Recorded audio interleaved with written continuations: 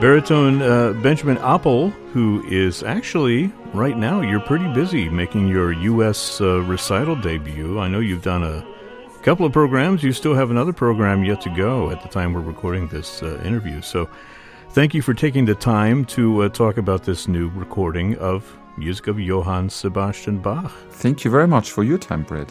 It's a pleasure. Well, I want to ask you a little bit about you as a singer, because you have a kind of an interesting story. You sang in a choir when you were young, and you sort of went on a roundabout path to become a professional singer. You spent time working in a bank. Can you tell us about sort of your musical upbringing, as it were? Well, together with my two older brothers, we sang a lot together with my mother. She played the guitar, but none in my family has been a professional musician. So, but my oldest brother really had the desire to join a boys' choir, despite really my parents were not so happy about that. So the second brother followed, and when he did the audition for this very famous boys' choir in Germany, who was ran at this time by the brother of Pope Benedict, so a very well-respected senior conductor. And at the end of the audition of my brother, he looked down at me and said, 3-4 years' time, I'm very sure you will join our boys' choir. And I said to him, no, actually, all this shrill, ugly singing, high singing of these trembles, I can't stand, surely not. And my whole family felt quite embarrassed. There was no word spoken in the car on the way home. But 3-4 years later, I joined them, and I really started loving singing choral music and experiencing a lot of different cultures and people on different travels and tours. And but after school, I was not sure if life as a professional singer is something I would like to have, and living out of a suitcase and traveling so much. And being a classical singer, it's not so easy all the time. You carry your instrument for 24 hours inside you. You can't just leave it at home like an instrumentalist and go into a pub or a bar around the corner and having a good time with a few drinks. This is a life we really can enjoy. We have to look after our voices and after ourselves. And I was not sure if I would like to sacrifice so much in my life just for singing. But that was the reason to work in a bank, as you said, and then also study business administration. But the passion for music really was so deep inside me that I really came back and studied singing then in Munich, in Germany, and finally in London. Here I am right now being a professional singer. I imagine your family has never let you forget that story about what you said when you were a boy. It's definitely a story to talk about, yes. But they forgave me. I mean, they are fine with it now. Yeah. Did you sing the music of Bach when you were a choir boy? I imagine people in the United States, of course, they know all the big hit tunes of Johann Sebastian Bach, and they know the name, they know some of the music.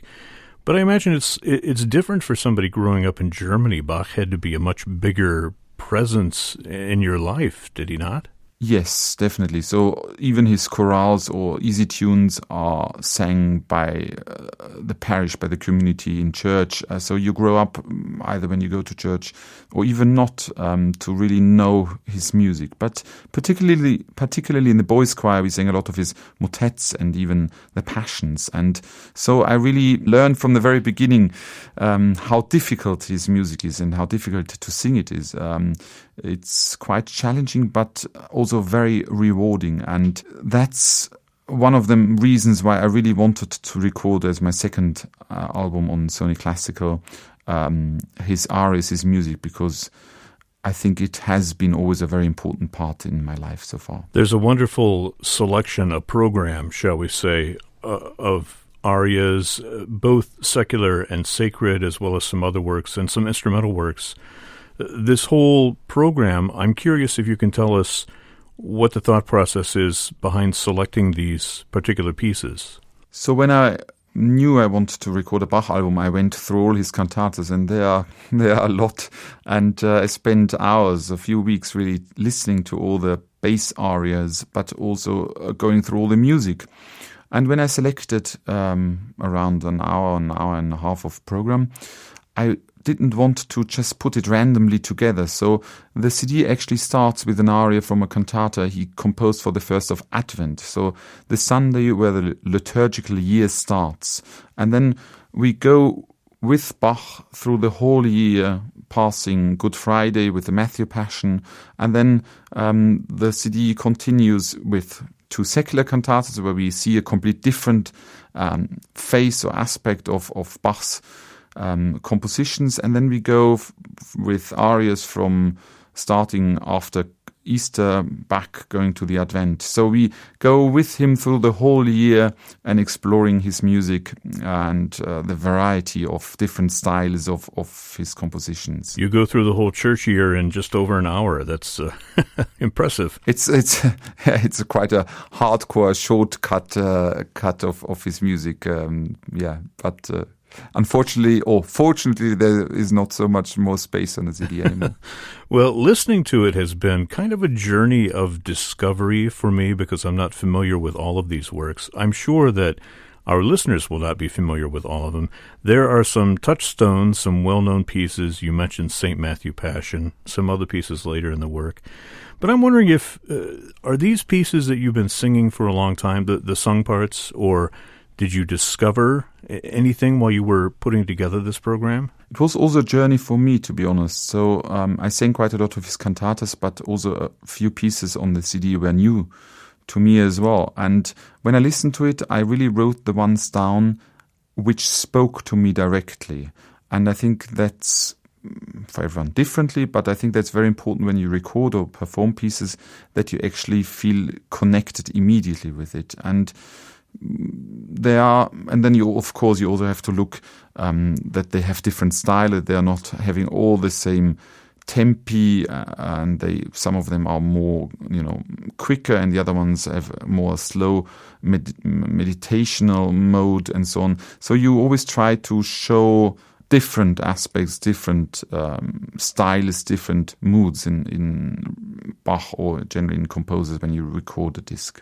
And that's what I tried. And as you say, there were a few wonderful discoveries even for me. I will mention one of them is that the Peasant Cantata, which I hadn't heard before. This is the track that uses a dulcimer on it. It's just the instrumental track. And then after it, you have that really fun aria, yes, Zu Tanze zu Sprünge. It's a complete different face of Bach, and I found it quite interesting because normally we have an image of Bach as a very spiritual, serious composer of church music, and suddenly this aria comes up, sang by quite a light-hearted, simple character. And Bach is quite clever, changing sometimes the consonants when there's a break between 2 notes, and sometimes you put the consonant before or after the break, and so it gives it a complete different meaning, which is quite naughty, and I can't really mention it on radio, but that's something very, very different, and I really enjoyed very much recording particularly this aria with the band Concerto Cologne. You associate that sort of thing more with Mozart, I think, than Bach when you think about it. Absolutely, yeah. It's something which he did not do too many times, but I think he's doing it very well when he writes in this way. Listening to it, even though it's with orchestra, with Concerto Cologne, I think that and one of the things that strikes me in this recording is the way that you approach it. There is a sense of intimacy that I think transfers from your German Lied experience and that tradition into the music of Bach. Do you see what I'm saying? There's more of a sense of intimacy and closeness with your interpretation of Bach. Would you agree with that? Is that something you do on purpose? I think so, and I think actually that the music of Johann Sebastian Bach is quite close to the German song tradition, or the German song tradition has been actually developed later than Bach, but I think they are connected. And especially when you listen to recitatives of Bach and the way how he uses words and he colors words and the way of rhythm and so on, so he puts really the words in a very important way similar to songs. And I found always this connection quite interesting, and that was something definitely I also wanted to explore in this recording as well. Well, many people would say, of course, that you sort of have the the mantle of Fischer Dieskau, one of the great leader singers, whom was a mentor to you.